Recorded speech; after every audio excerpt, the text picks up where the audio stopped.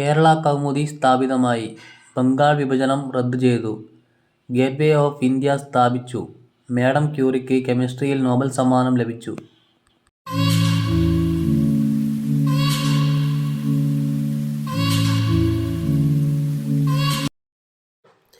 1911 December 27 Indian national കോൺഗ്രസിൻ്റെ കൊൽക്കത്ത സമ്മേളനത്തിൽ ദേശീയഗാനം ആദ്യമായി ആലപിച്ചു.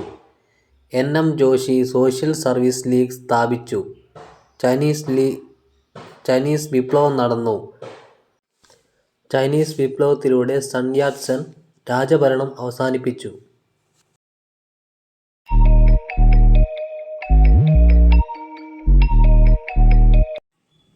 ഗേൾസ് ഗൈഡ് പ്രസ്ഥാനം ആരംഭിച്ചു. ലോകത്തിലെ ആദ്യത്തെ വിമാന സർവീസ് ആരംഭിച്ചു. ഇന്ത്യയുടെ ചക്രവർത്തിയായി ജോർജ് അഞ്ചാമൻ്റെ കിരീടധാരണം നടന്നു. അയ്യങ്കാളി ശ്രീമൂലം പ്രജാസഭയിൽ അംഗമായി.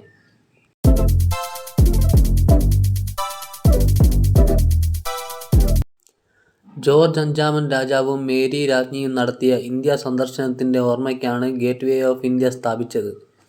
റൊണാൾഡ് അമുണ്ട്സൻ ദക്ഷിണ ധ്രുവത്തിൽ കാലുകുത്തി. ഇന്ത്യയുടെ തലസ്ഥാനം കൊൽക്കത്തയിൽ നിന്ന് ഡൽഹിയിലേക്ക് മാറ്റി.